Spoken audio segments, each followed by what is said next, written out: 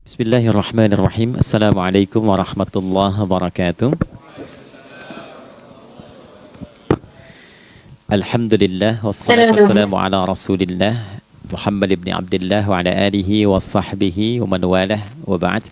Faya ibadallah usi nafsi wa iyyakum bitaqwallah faqad fazal muttaqun fala tamutunna illa wa antum muslimun. Faqala ta'ala ya ayyuhalladzina amanu taqullaha haqqa tuqatih wa la tamutunna illa wa antum muslimun. Keluargaku sekalian yang terhimpun di dalam Pertagas, Pertamina Gas, kita mengawali dengan bermohon kepada Allah semoga siapapun yang berada di ruangan ini atau terhubung dalam kajian ini, semoga senantiasa dijaga, diberkahi, dan dilindungi dalam kebaikan oleh Allah Subhanahu wa Ta'ala. Kita doakan yang bertugas di luar kota. Tadi saya dengar info juga Pak Direktur sedang di Semarang. Semoga giatnya dimudahkan oleh Allah dan semoga diberikan keberkahan. Ada satu bagian yang penting amanat Nabi di hadis Muslim pada satu sifat kepemimpinan. Bahwa di antara sifat pemimpin dan yang dipimpin itu harus selalu membangun kekompakan dengan nilai cinta dan doa. Ini yang sering dilupakan. Nabi pernah menyampaikan dan penyampaian ini, hadis ini didokumentasikan oleh Imam Muslim dalam satu kalimat yang singkat, padat tapi mengikat. Khiyaru a'immatikum man tuhibbunahu wa yuhibbunakum. Pemimpin yang baik itu adalah pemimpin yang kalian mencintainya dan ia pun mencintai kalian. Nah, membangun cinta itu salah satu jembatannya dengan doa. Oleh karena itu, di antara doa yang dianjurkan saat Anda memulai pekerjaan, itu bukan hanya untuk pribadi, lancarkan pekerjaan saya, tapi juga sehatkan pimpinan saya, pimpinan mendoakan sehatkan anggota saya, sehingga semua itu melahirkan sifat harmoni yang memberikan kenyamanan dan kebahagiaan dalam bertugas. Nah, izinkan saya mengawali dengan itu dulu, karena itu di antara sunnah yang seringkali terlupakan. Sehingga bekerja itu lebih banyak dilakukan dengan tekanan menyelesaikan tugas dibandingkan dengan rasa cinta untuk bisa memberikan nilai ibadah di dalamnya. Yang kedua, semoga sholat kita diterima oleh Allah Subhanahu wa Ta'ala. Nah, yang kedua ini tidak cukup dengan amin. Kita harus tahu dulu standar penerimaan itu seperti apa. Dan yang kedua, kenapa harus sholat? Ini poin pokoknya. Mengapa sih umat Islam itu cukup hanya misalnya dengan bersyahadat saja dipandang sudah berislam, lalu berbuat baik? Kenapa mesti ada sholat? Kenapa bahkan yang pokok sampai 5 waktunya? Dan jumlah rakaatnya pun diatur sedemikian rupa, sampai teknisnya pun dijelaskan dengan rinci. Saking rincinya, bila ada yang menyimpang dari rincian itu, maka dianggap sholatnya tidak sah dan mesti diulang.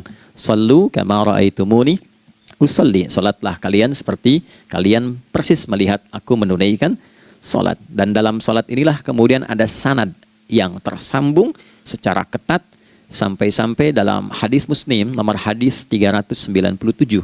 Demikian di Al-Bukhari juga diabadikan di nomor hadis 757 oleh sahabat Abu Hurairah. Sanadnya tersambung kepada Khalad bin Rafi Az-Zuraiqi, seorang yang sholat di samping Nabi tapi bermasalah sholatnya. Lalu Nabi meminta beliau untuk mengulangi sholatnya. Sampai 3 kali peristiwa itu hingga beliau berkata, ya Rasulullah au kama qala alimni ma uhsinu ghairah. Ya Rasulullah, tolong ajarkan kepadaku karena aku tak punya pengetahuan lebih dibandingkan dari apa yang telah aku kerjakan. Nah, dari dasar ini melahirkan satu pertanyaan kritis ya, dan juga perlu argumentasi yang kuat secara syariah mengapa kita menunaikan ibadah salat. Baik teman-teman sekalian, karena waktu kita sangat padat ya, kita manfaatkan sebaik-baiknya. Saya mohon izin kajian kita akan lebih fokus kepada inti materi sehingga manfaatnya lebih banyak kita dapatkan. Salat satu-satunya amalan di dalam Islam yang mencakup 4 bagian pokok dalam beragama. Jadi ketika seseorang menetapkan dirinya beragama dan ciri satu nilai agama itu bernilai benar, ya, dalam nanti kalau kita mau komparasikan atau kita riset, itu ciri pokoknya ada 4. Satu, ada aspek namanya aspek keyakinan, ya, tauhid atau akidah. Nggak mungkin kan beragama kalau nggak yakin. Ya, karena itu pasal 29 ayat kedua itu mengandung nilai keyakinan.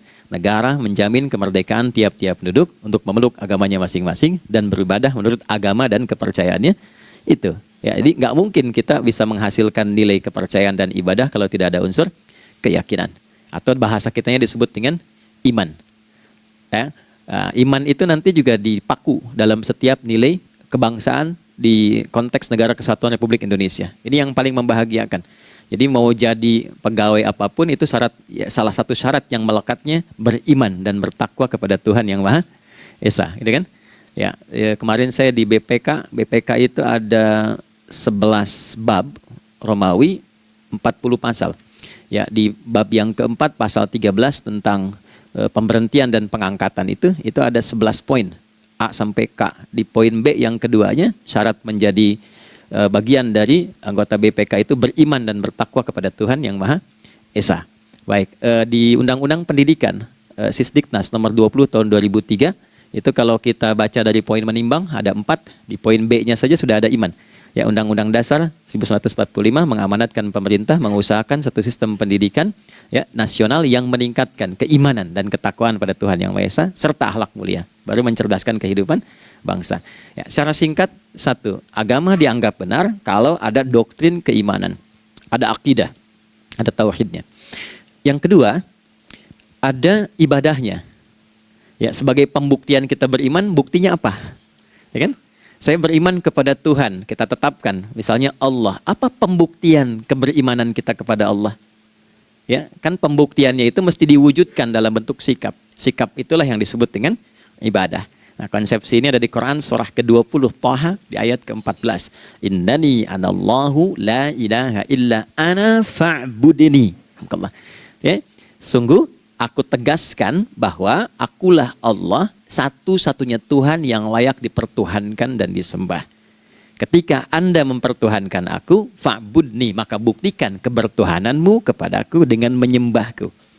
Karena itu namanya Allah punya dua arti. Satu yang dipertuhankan, kan? Ilahun wahid. Yang kedua yang disembah.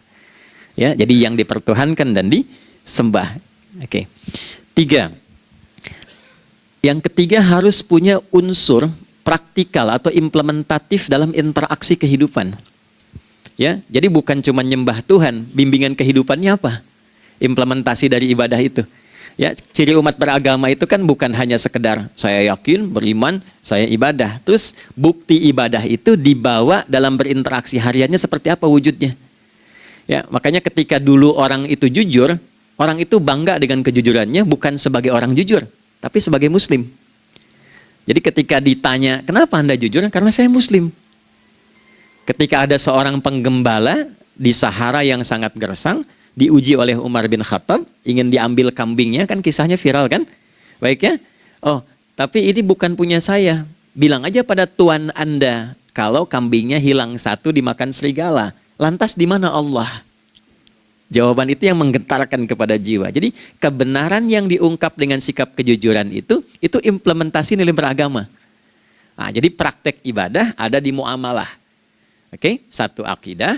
Akidah dibuktikan lewat ibadah, ibadah diimplementasikan dalam muamalah. Itulah sebabnya nanti seluruh bagian tubuh kita ketika digunakan untuk bersifat dan bersikap, itu ada tuntunan iman di dalamnya. Oke? Misal, saya tanya begini ya, ini mukaddimah ya, kita belum mulai nih. Saya tanya gini, apa fungsi mata?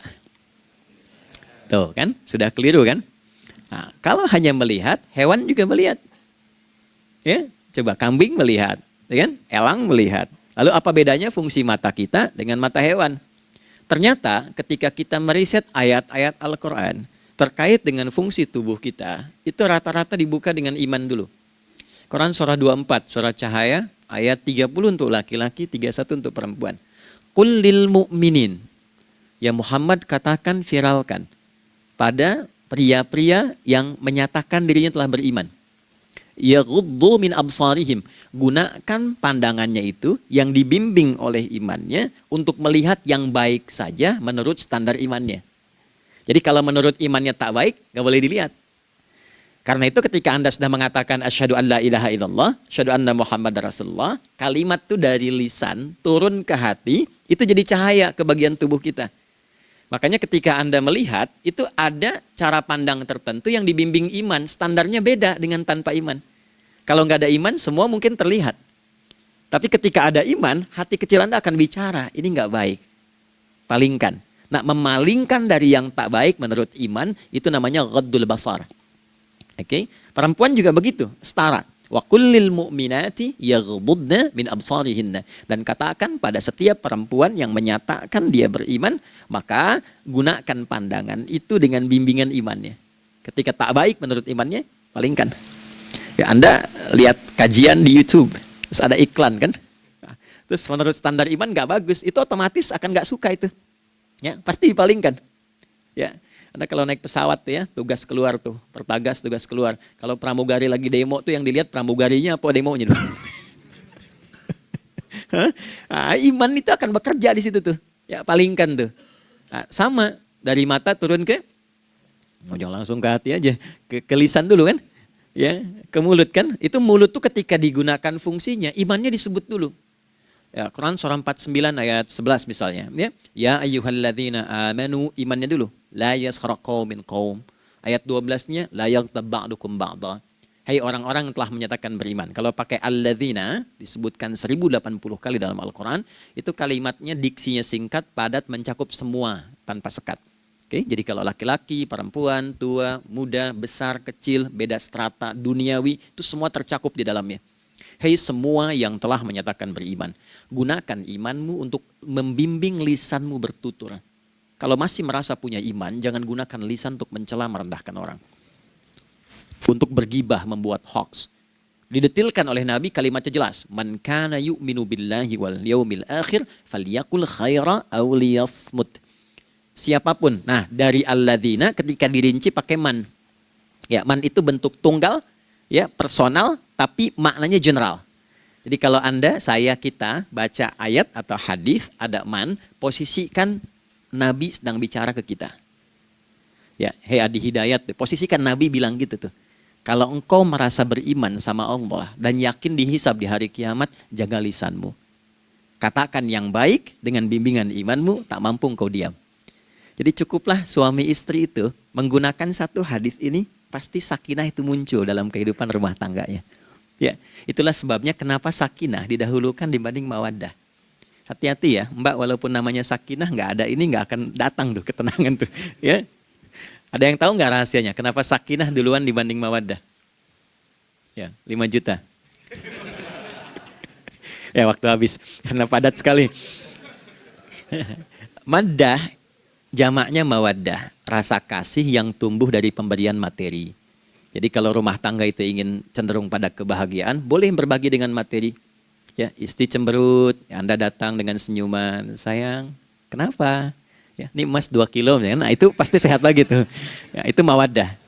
Tapi maaf, walaupun Anda mapan bekerja, harta cukup melimpah, ruah, tapi tidak ada ketenangan di rumah tangga, tidak ada sakinah, maka hampa kehidupan rumah tangga itu.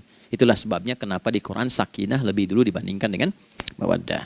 Saya tanya ibu deh, ibu pilih mana? Kaya tapi gelisah atau miskin tapi tenang? Oke. Saya paham itu. Saya paham. Suami juga sepakat semuanya.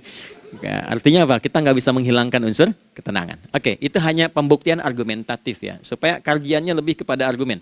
Jadi ada akidah terkorelasi dengan ibadah, implementasinya di aspek muamalah.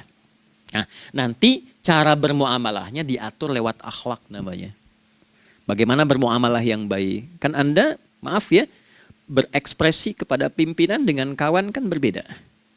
Oke, kepada orang tua dengan anak kan lain. Nah, yang mengatur interaksi kita sehingga terjalin harmoni yang baik, itulah yang disebut dengan akhlak.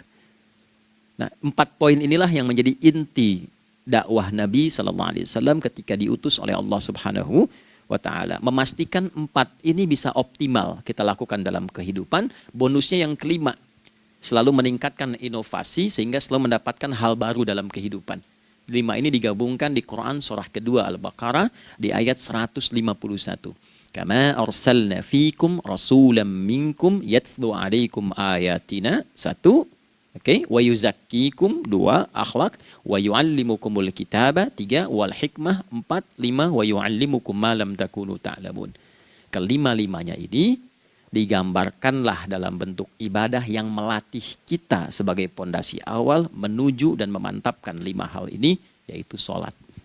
Itulah sebabnya kenapa sholat yang pokok dilakukan 5 waktu dalam sehari untuk mewujudkan 5 hal ini dalam kehidupan, dan satu-satunya ibadah yang mengumpulkan 5 aspek ini dalam prakteknya hanya sholat.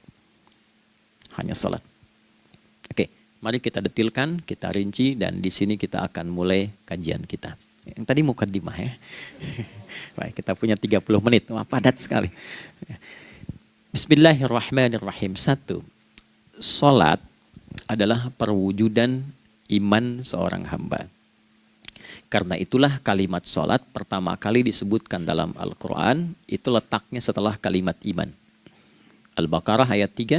Alladzina yu'minuna bil ghaibi wa yuqimunas shalah. Orang-orang yang telah menyatakan beriman dan konsisten menjaga imannya. Beda alladzina amanu dengan yu'minun.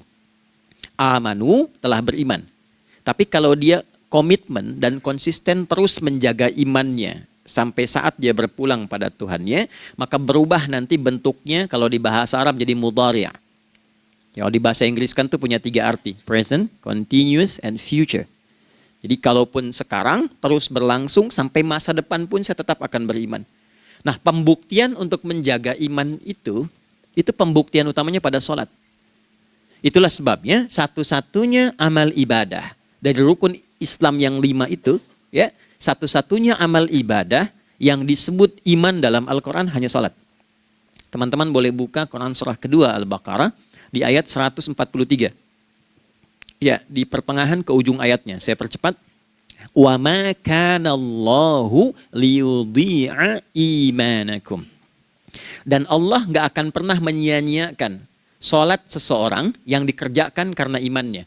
Ayat ini turun, ketika ada terjadi pergantian arah kiblat. Dari yang tadinya semula ke Masjidil Aqsa, lalu berputar 180 derajat, beralih ke Masjidil Haram. Nabi sedang berada di luar Madinah. Madinah tempo dulu, wilayahnya nggak seluas cakupan sekarang. Oke, kalau diilustrasikan, area sekitaran Masjid Nabawi sekarang itulah Madinah lah. Di luar itu sudah di luarnya. Nah, Nabi sedang sholat, riwayatnya banyak menyebutkan, ada yang mengatakan zuhur, ada asar, ada maghrib. Di pertengahan itu turunlah Al-Baqarah ayat 144. Qad nara taqalluba wajhika fis sama' falanuwalliyannaka qiblatan tardaha fawalli wajhaka syatral masjidil haram. Maka berputarlah dengan turunnya ayat ini 180 derajat menghadap ke arah Masjid Al-Haram. Problemnya adalah ketika Nabi dan pengiring beliau kembali ke Madinah, area Masjid Nabawi, kan nggak semua masyarakat ikut. Maka virallah informasi itu bahwa kiblat telah beralih ke kiblat awal, yaitu Ka'bah Al-Musyarrafah. Maka penduduk panik pada saat itu. Status sholat kami yang tadi dikerjakan bagaimana? Karena sudah nggak bisa diulang, sudah pindah waktu. Maka turunlah kemudian firman Allah yang Al-Baqarah 143 itu, wa ma kana Allahu liyudhi'a imanakum. Karena engkau mengerjakan sholat itu dengan imanmu, maka Allah nggak menyia-nyiakan imanmu itu. Maksudnya apa? Walaupun arah kiblatnya tidak tahu mengarah kepada sisi yang belum berubah, tetap dihitung pahalanya sempurna karena imannya. Gitu. Nah, ini nanti yang menjadi landasan turunnya Al-Baqarah ayat 115. Walillahil masyriq wal maghrib fa aynama tuwallu fathamma wajhullah. Kalau Anda sedang tugas nanti di lapangan, lalu sulit menemukan arah kiblat. Aplikasi susah karena sinyal nggak masuk misalnya. Oke, kemudian juga matahari agak remang-remang sehingga sulit untuk terlihat patokannya. Maka dengan keyakinan, dengan iman itu, menghadaplah ke arah yang kita yakini, maka berlakulah Al-Baqarah 115. Di saat itu diterima amal ibadah kita sama dengan yang menghadap kiblat dengan dasar imannya. Oke, nah pengertian terbaliknya, mafhum mukhalafahnya, maka Nabi mengatakan, al-farqu bainal mu'min wal kafir tarkus shalah. Beda antara orang yang beriman dengan yang belum beriman adalah pada sholatnya. Jadi kalau ada orang mengatakan sudah beriman dan tidak menunaikan sholat, ini artinya keimanannya belum diakui sepenuhnya oleh Allah Subhanahu wa Ta'ala. Jelas ya? Halo, kenapa sedih begini? Maaf, saya terlalu cepat nggak? Nggak ya? Baik. Jadi dalam poin ini penting pembedanya di sholat. Itulah sebabnya kenapa dari kecil kan, usia sekian, dari mulai 3 ke arah 7 tahun contohkan. Ya, orang tuanya sholat bentangkan sejadah. Kalau bisa kalau anak sudah mulai suka tuh kasih model sejadah yang anak-anak sukai bentuknya. Ya, dulu ada anak saya senang model mobilan, saya tidak sebutkan supaya tidak endorse gitu ya. Dikasih sejadah dengan pola itu, dia senang tuh ikutin. Kita nggak minta sholat, dia datang sendiri.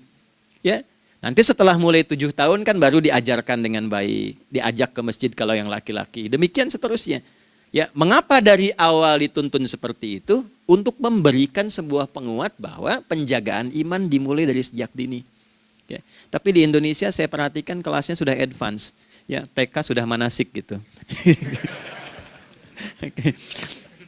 Itu satu ya. Karena nanti kalau Nabi bilang begitu artinya akan terjadi orang mengatakan beriman tapi tidak sholat. Ya, makanya keras dari awal Nabi katakan bahwa pembeda antara orang yang beriman dengan yang baru klaim beriman itu pada sholatnya. Ya, pada sholatnya. Mengerjakan sholat maka sah status imannya, tidak menunaikan sholat maka bermasalah imannya. Itu poin yang pertama. Yang kedua teman-teman sekalian, ibadah. Kita lanjut ya. Sholat adalah bagian pokok terpenting dari ibadah. Nah, di sini kita akan mulai membuka sedikit rahasia terkait dengan aspek ibadah ini.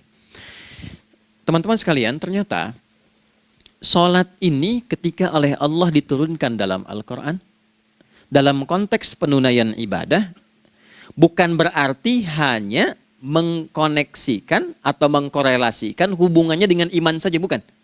Karena saya beriman, saya buktikan ibadah nyembah Allah lewat sholat. Dalilnya Quran surah ke-20 ayat 14. Innani anallah la ilaha illa ana. Aku tegaskan akulah Allah, nggak ada Tuhan yang layak dipertuhankan dan disembah kecuali saya. Fa'budni, kalau Anda telah menyatakan beriman padaku, buktikan keberimananmu dengan menyembah saya dalam ibadah. Bentuknya bagaimana ya Allah? Teruskan ayatnya. Wa aqimis sholata. Tunaikan sholat sebagai bukti ibadah. Itu li dzikri, sebagai zikir kepadaku. Jadi korelasi antara ibadah dengan iman, sudah kita sebutkan dalilnya. Sekarang ibadahnya tersendiri ketika ditunaikan, apa manfaat dari ibadah itu? Mengapa mesti ada 5 waktu? Dan apa turunan manfaatnya dalam kehidupan kita? Kalau kita mengerjakan itu, dampaknya kepada kehidupan kita apa? Nah, inilah indahnya di dalam Islam, dijelaskan dalilnya, diberikan contohnya, diberikan alasannya, dan yang paling indah, diberikan penjelasan dengan detail tentang manfaat-manfaatnya. Ini tidak ditemukan di dalam konsep keyakinan manapun. Kalau teman-teman boleh mau riset silahkan.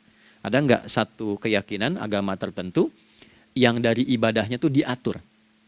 Cara memulainya, bacaannya, detailnya, manfaatnya, waktunya, sampai dengan hasilnya, sampai kiamatnya. Ini menunjukkan bukan karya manusia. Bukan karya manusia. Kalau karya manusia setiap orang bisa buat itu. Ya, ketika ini menunjukkan bukan karya manusia, maka pertanyaannya dengan cara apa lagi Allah memberikan pembuktian pada kita bahwa Ia Tuhan yang hak yang harus kita sembah. Nah, kalau sudah paham, mari kita rincikan turunan tentang sholat ini. Kita mulai satu-satu teman-teman sekalian dari waktu sholat. Alhamdulillah. Seperti kita ketahui waktu sholat ada 5.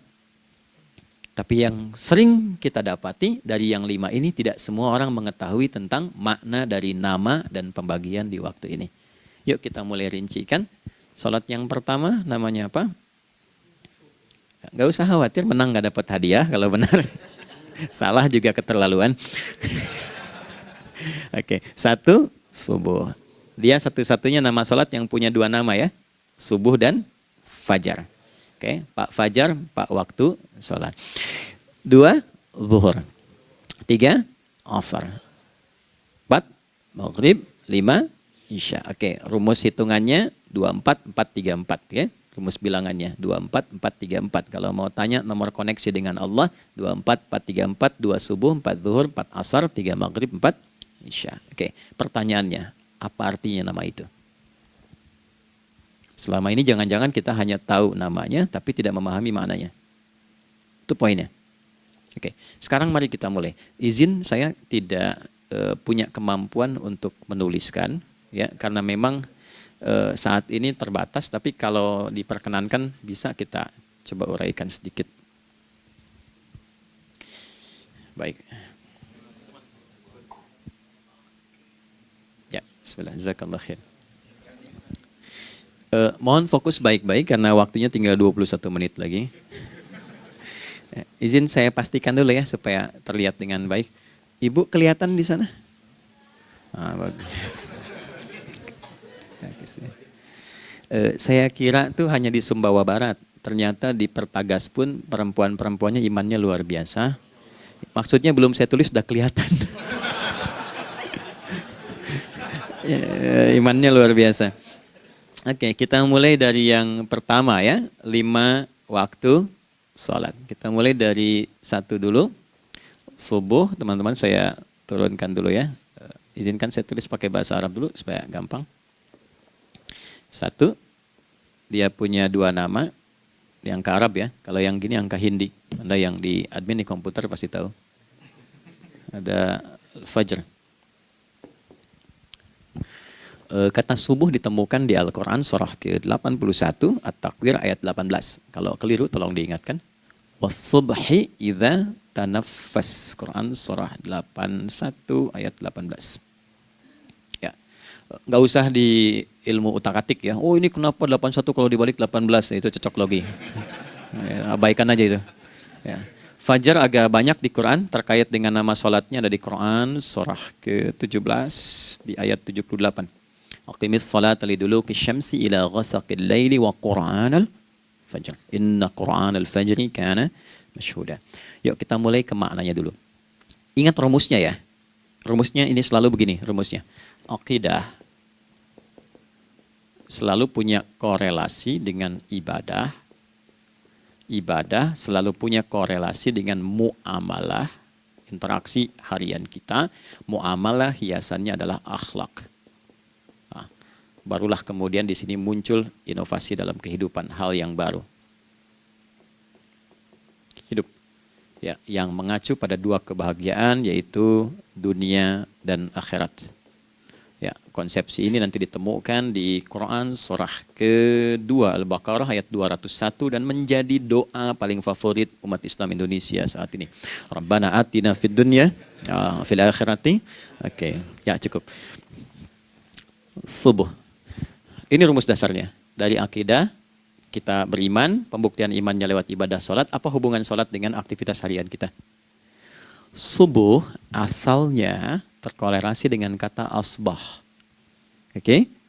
Asbah itu asalnya sesuatu yang sudah siap dengan rencana yang matang. Baik, orang Arab tuh kalau bertanya begini, kaifa asbahta ya akhi? Kaifa asbahti ya ukhti? Bagaimana kabarmu di pagi ini? Itu bukan hanya nanya kabar kesehatan. Beda dengan kaifa haluk, beda.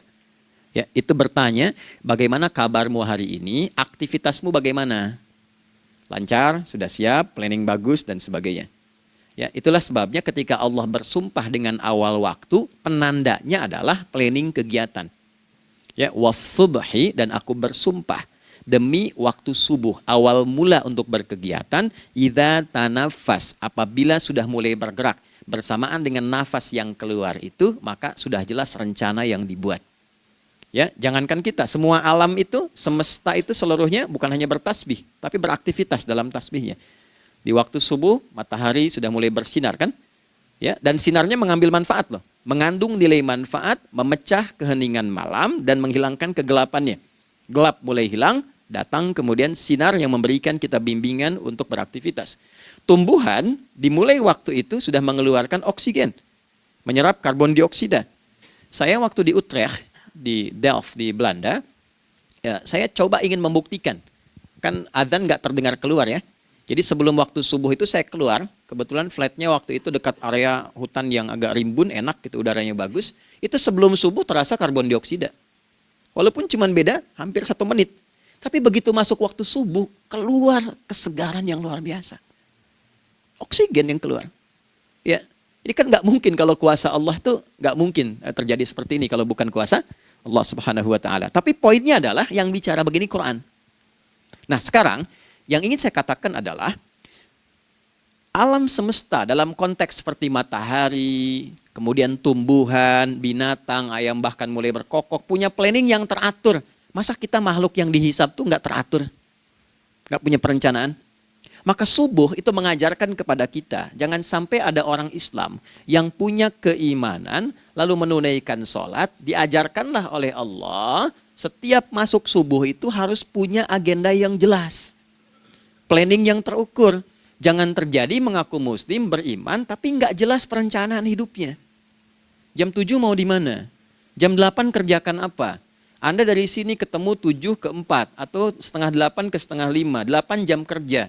Oke, berangkat jam berapa? Petakan di jalan macetnya di sebelah mana? Ukur sampai kantor tiba jam berapa? Apa yang mau dikerjakan di kantor? Itulah Islam, itulah subuh. Sehingga tidak ada satupun orang Islam di era Nabi mengajarkan beraktivitas kecuali terukur dan teratur. Bahkan Nabi memulai itu evaluasinya di malam hari. Sehingga turun di antara surah Al-Insyirah itu ada ayat yang tegas mengatakan di ujungnya, فَإِذَا فَرَغْتَ فَانْصَبْ. Evaluasi yang telah berlalu di malam hari, evaluasinya menyeluruh sampai ke zikirnya. Dicatat nih. Ya, aku hari ini secara spiritual itu, mohon maaf, sholat jamaahnya berapa waktu tuh? Dari 5. Oke? Misalnya dari 5 itu cuma 4, berarti koreksi ada yang kurang. 1. Ya. Yang kedua, secara intelektual sudah berapa bacaan yang dibaca saat ini? Ilmu yang ditingkatkan, mensyukuri anugerah akal dan sebagainya. Bekerja sempurna enggak? Turunkan ibadahnya bagaimana? Ketika ada yang kurang, istighfari.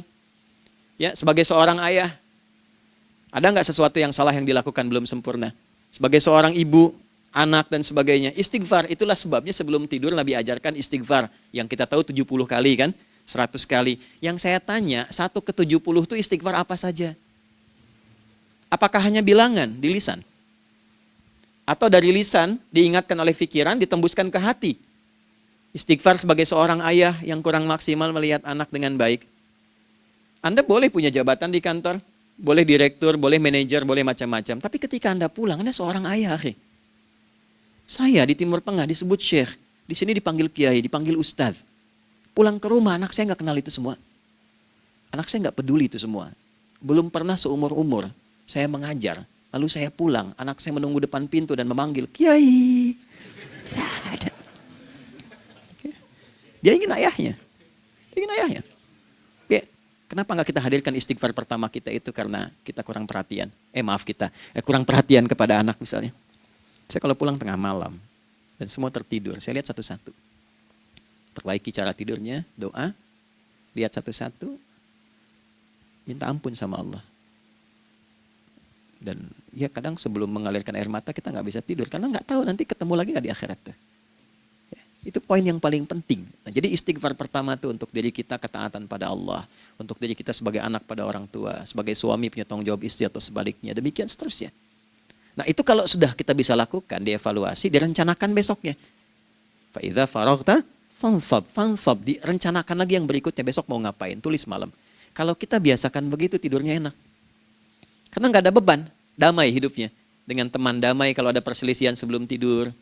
Ya, jadi nggak ada orang mengigau itu masalah-masalah kehidupan dunia yang belum tuntas. Ini dunia saat terjaga bermasalah, saat tidur pun masih bermasalah. Gara-gara kamu nih, kapan istirahatnya? Ya. Nah, ketika kita bangun dari subuh itu, maka rencana yang sudah kita siapkan itu teman-teman sekalian, dibawa menghadap Allah supaya minta kemudahan, minta kelancaran, minta pendampingan, minta bimbingan. Itulah sebabnya kita dipanggil sholat di awal waktu. Supaya rencana yang sudah kita siapkan itu minta taufiknya, persetujuan dan perlindungan dari Allah. Inilah yang menjadikan rahasia umumnya para sahabat memulai berkegiatan sejak dari masjid. Teman-teman boleh riset deh, hadis-hadis tentang sholatnya, sahabat dan kaitannya dengan syuruk dan pekerjaan. Rata-rata memulai dari masjid. Mereka tungguin, evaluasi, begitu siap, syuruk, minta sama Allah, berangkat. Saya mau kasih satu rahasia ya. Boleh jadi ijazah, tapi ini diantara kita aja ya. Anda boleh lakukan, berangkat ke masjid itu dengan baik. Terus minta misalnya, ya Allah, Kau perintahkan aku untuk berikhtiar, sekarang aku lakukan. Kau perintahkan aku untuk merencanakan, sekarang aku ikhtiarkan.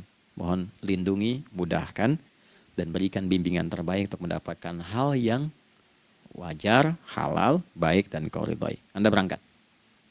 Pulang, sebelum nyampe rumah, mampir dulu ke masjid. Masjid terdekat dari rumah aja. Sholat 2 rakaat, situ. Ya, sholatnya bisa sholat wudhu, tahiyatul masjid, dan sebagainya. Setelah itu pulang. Doa dulu habis sholat. Ya Allah, aku telah berikhtiar seperti apa yang telah engkau perintahkan. Sekarang aku memohon rizki darimu seperti apa yang telah engkau janjikan. Kalau dengan semua ikhtiar ini belum cukup menurunkan rizki darimu, maka mohon tunjukkan padaku saat ini dengan cara apa lagi aku mesti berikhtiar. Oke? Silahkan Anda pulang dengan suasana itu ke rumah. Dan lihat apa yang terjadi. Rasakan bedanya, bedakan rasanya, dan pasti terasa bedanya. Gak ada kesan yang lain pada jiwa. Jadi yang dibawa ke rumah itu bukan aura kantor. Bukan aura jalan yang macet. Tapi ada ketenangan, kenyamanan, dan kenikmatan. Kalau teman-teman mau pakai sunnah sahabat ini dalam dunia pekerjaan, dan Anda lakukan coba sehari ini saja, rasanya pasti beda. Ya, ini bagian pertama. Nah, ketika kita ingin datang menghadap Allah, dan mulai membawa rencana kita, kan perlu isyaratnya kan, kapan dimulai? Gak bisa tiba-tiba saya bangun jam 3 langsung sholat subuh, kan tidak begitu. Ya kan? Mesti ada satu sinyal dulu, yang dari sinyal itu ada feedback pada diri kita untuk merespon, gitu kan? Nah, pancaran respon atas sesuatu yang memancar akibat satu hal yang terjadi, kalau di gaya itu kan kalau ada gaya gerak, gaya dorong kan? Ya, kalau nggak salah F1 sama dengan F2 kan? Nah, gaya gerak sama dengan gaya dorong. Geraknya dikit, bunyinya kecil kan? Kencang bunyinya. Kencang. Terus ada F berbanding lurus dengan P, hukum Pascalnya. Gaya berbanding lurus dengan tekanan, kan? Semakin banyak gaya semakin tertekan. Nah, respon yang muncul ketika ada satu misalnya gaya, tapi responnya sifatnya materi sifatnya. Ya, misal kalau Anda mau mengebor air, kan? Kemudian keluar terpancar tuh dari bawah itu keluar misalnya air. Nah, itu namanya infajar. Infajar. Dalilnya Quran surah kedua ayat 60. Wa idzistasqa Musa liqaumihi faqulna idrib bi'asakal hajar fanfajarat minhu 12 aina. Nabi Musa kata Allah itu kaummu 12 suku minta mata air. Dan enggak tanggung, setiap sukunya minta satu, katanya supaya enggak rebutan. Maka Allah firmankan, pukulkan tongkatmu yang kayu. Lihat diksinya detil sekali. Pukulkan tongkatmu yang kayu ke batu itu, maka batu itu akan terbelah dan mengeluarkan pancaran 12 mata air. Ya, tongkat kayu dipukulkan ke batu, batunya yang hancur. Karena Musa seorang nabi, gitu kan? Anda punya tongkat emas, pukulkan ke batu, maka keluar 12 air mata. Gitu ya. Nah ini, infajar. Kalau respon yang keluar itu respon buruk. Misal dalam nafsu kan suka ada trigger ya yang memancing respon terus nafsu keluar kan? Ya, apa saja itu? Lihat gambar yang nggak bagus, nafsu keluar, kan? Lihat sendal bagus, nafsu keluar, macam-macam ya. Nah itu fujur namanya. Fujur. Hurufnya masih sama, cuma bentuknya berbeda. Fa, jimnya masih ada waw, ada ra-nya. Fujur. Quran surah 91 di ayat 7 sampai 10, wa nafsi wa ma sawwaha fa alhamaha fujuraha wa taqwaha. Fujur tembus ke nafas, nafas memerintahkan yang buruk disebut su. Nafas ketemu su jadi nafsu. Makanya nama lain fujur itu nafsu. Dalilnya Quran surah 12 ayat 53. Wa ma ubarri'u nafsi innan nafsa la'ammaratun bisu. Ya, la'ammaratun bisu'i illa ma rahima rabbi. Oke, nafas ketemu su. Teruskan. Tapi kalau pancarannya pada sifat yang baik. Oke? Membelah sesuatu yang gelap menjadi baik, terbuka, memancarkan respon panggilan yang baik, maka berubah katanya menjadi fajar. Oke? Matahari diperintahkan oleh Allah, diperintahkan membelah kegelapan malam. Keluarlah sinar pertamanya, disebutlah fajar. Kenapa? Karena ada respon kebaikan keluar darinya. Baik, perhatikan baik-baik Quran surah kedua ayat 187. Wa kulu washrabu hatta yatabayyana lakumul khaytul abyadu minal khaytil aswadi minal fajar. Itu untuk matahari. Kita lagi tidur enak-enak, sudah nyiapin rencana malam-malam. Tiba-tiba ada panggilan. Allahu Akbar, Allahu Akbar. itulah tandanya hati kita mengkonfirmasi iman kita dalam diri kita. Cepat, sudah adzan. Pernah begitu? Nah, konfirmasi itulah dalam bahasa lain yang disebut dengan fajar namanya. Datang. Jadi waktunya matahari membelah disebut dengan fajar, konfirmasinya pun disebut dengan apa? Fajar.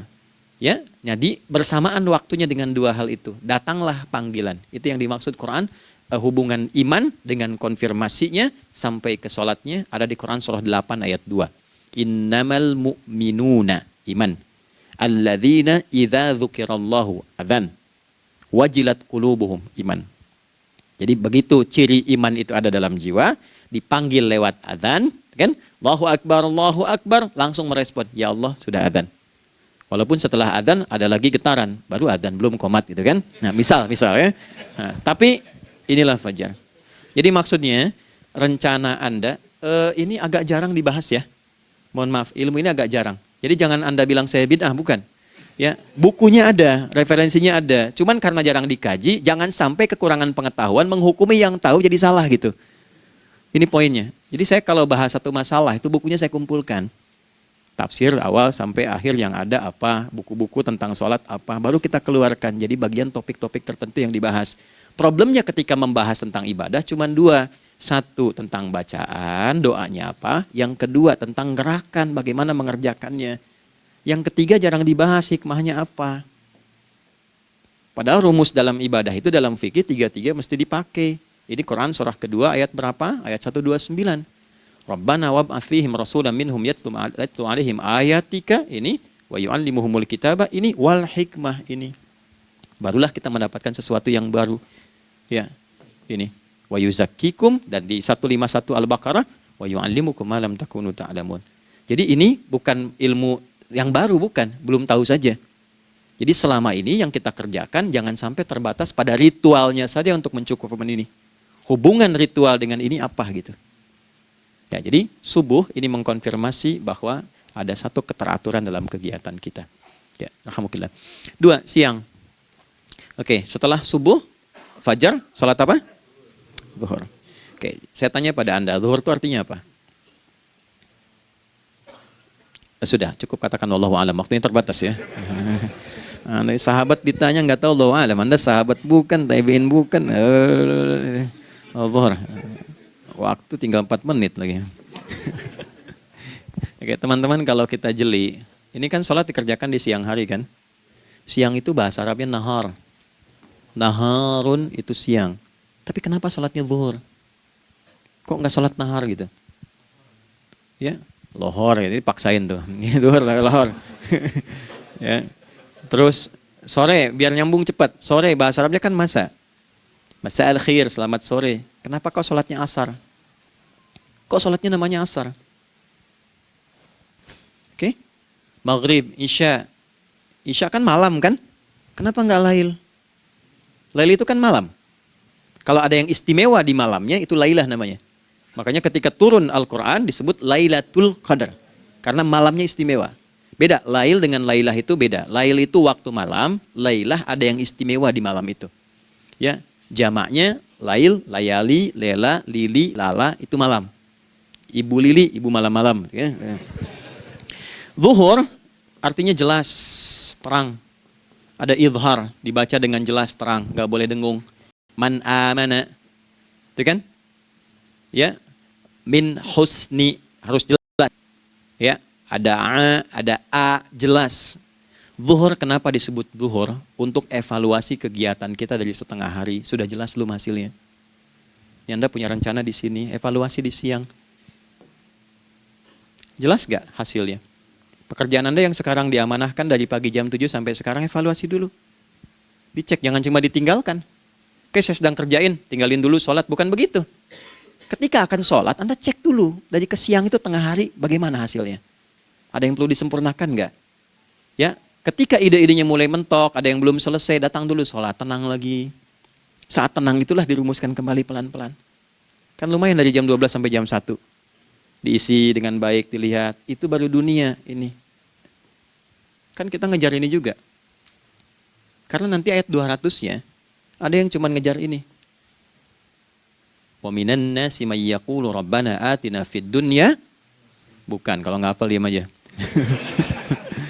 Wa minan nasi may yaqulu rabbana atina fid dunya wa ma lahu fil akhirati min khalaq.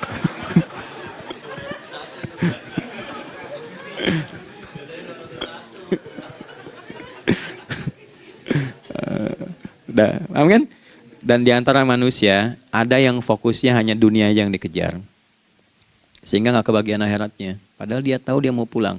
Yang lebih aneh lagi, pengen pulang surganya Firdaus dekat dengan Nabi.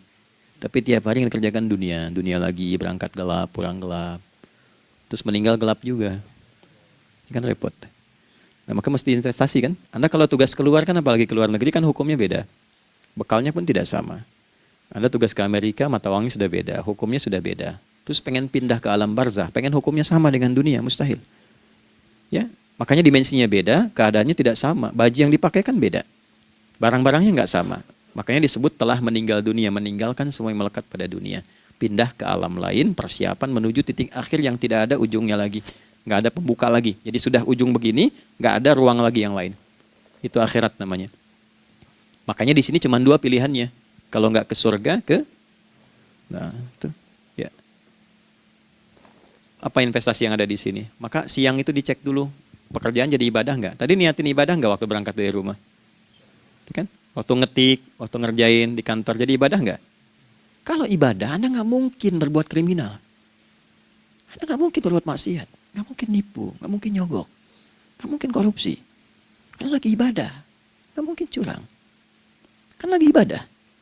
Anta budallaha ka'annaka tarah. Anda itu mengerjakan segala hal sebagai ibadah, merasa diawasi Allah. Fa in lam takun tarah fa innahu yarah. Kalaupun Anda merasa nggak melihatnya, Anda yakin Anda dilihat. Itulah kerja pakai iman, maka ini di bawah akidahnya. Jangan ditinggalkan. Nah, inilah yang selama ini kita butuhkan. Ya. Inilah yang melahirkan nilai etik, makanya adanya dalam jiwa. Takwa itu kan dalam jiwa, melahirkan etos. Etos mendorong kepada logos, logos melahirkan patos, kepantasan dalam bekerja. Jadi Anda sekuat apapun ilmunya, kalau nggak punya etos, itu rusak. Jadi tidak cukup akal sehat. Jiwa yang sehat itu lebih penting. Banyak orang akalnya sehat. Ingat, akal itu tidak memberikan perintah. Dia hanya merumuskan satu instruksi dalam jiwa supaya mudah dilakukan dan dieksekusi oleh fisik. Jadi akal yang sehat itu seberapa pandai ilmunya, seberapa cepat mengeksekusi perbuatan. Tapi kalau yang dieksekusi itu dari perintah nafsunya, masalah. Habis saja waktunya tuh. Ya. Ini gimana ini? Tolong jawab loh. Nah, teman-teman karena sudah habis waktu jam 1, kita baru zuhur ini. Nah, yang paling menarik itu, gini, yang paling menarik. Kalau ada orang belum sadar sampai zuhur tentang akibat kehidupan ini, maka muncullah asar. Apa asar itu? Kenapa mesti disebut dengan asar? Dan apa manfaat istimewanya asar kepada jiwa kita? Itu di kesempatan lain kita akan bahas. Teman-teman, waktunya sudah habis. Ya, saya menghargai Anda, kan tidak boleh juga saya ngajarkan tapi mengambil yang sesuatu yang tidak tepat ya. Kita buktikan keimanan kita dengan mengerjakan amanah pekerjaan di tempatnya dengan baik, waktu digunakan dengan baik. Kita saling mendoakan supaya semua kita dijaga oleh Allah Subhanahu wa taala. Maafkan saya, lain kesempatan kita berjumpa kembali untuk melanjutkan apa yang telah kita bahas hari ini. Mari kita berdoa, semoga doa kita diterima oleh Allah Subhanahu wa taala. Allahumma taqabbal minna innaka antas sami'ul alim wa tub 'alaina innaka antat tawwabur rahim. Nahmaduka kama 'allamtana an nahmadak wa nashkuruka syukran kama 'allamtana an nashkurak. Antal muqaddim wa antal muakhir biyadikal khair innaka 'ala kulli syai'in qadir. Ya Allah, kami memuji-Mu seperti Engkau mengajarkan kami untuk memuji dan bersyukur atas segala nikmat-Mu seperti Engkau bimbing kami untuk mensyukuri segala nikmat-Mu. Allahumma salli wa sallim wa barik ala habibikal karim rasulikal mustafa al-amin sayyidina Muhammadin wa ala alihi wa sahbihi ajma'in. Ya Allah, anugerahkan kami kemampuan untuk terus bersalawat pada Rasulullah, sehingga dengan itu kami mendapatkan kemampuan yang baik untuk meneladani kemuliaan beliau dalam beraktivitas kehidupan. Rabbana la tada' lana fi maqamina hadza dhanban illa ghafartah. Ya Allah, jika ada pendosa hadir di ruangan ini atau terhubung dalam kajian ini, maka jangan biarkan ya Allah ia meninggalkan tempat ini dan kajian ini kecuali Engkau telah ampuni seluruh dosa-dosanya. Wala hamman illa farajtah. Ya Allah, jika ada satu di antara kami yang menghadiri kajian ini membawa kegelisahan, maka mohon tenangkan keadaan hatinya. Wala asiran illa yassartah. Jika ada yang sedang diliputi oleh kesulitan, maka mudahkan, ringankan dan hilangkan seluruh kesulitannya. Wala maridan illa syafaitah. Dan bila ada di antara kami yang diuji dengan penyakit, maka mohon angkat dan sembuhkan penyakitnya. Rabbana atina fid dunya hasanah wa fil akhirati hasanah wa qina adzabannar.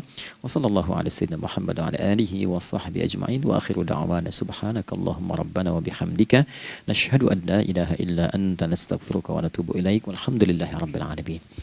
Nasrun minallah fathun qarib wa basyiril mu'minin. Terima kasih untuk semuanya. Mohon maaf kami langsung pamit. Assalamualaikum warahmatullahi wabarakatuh.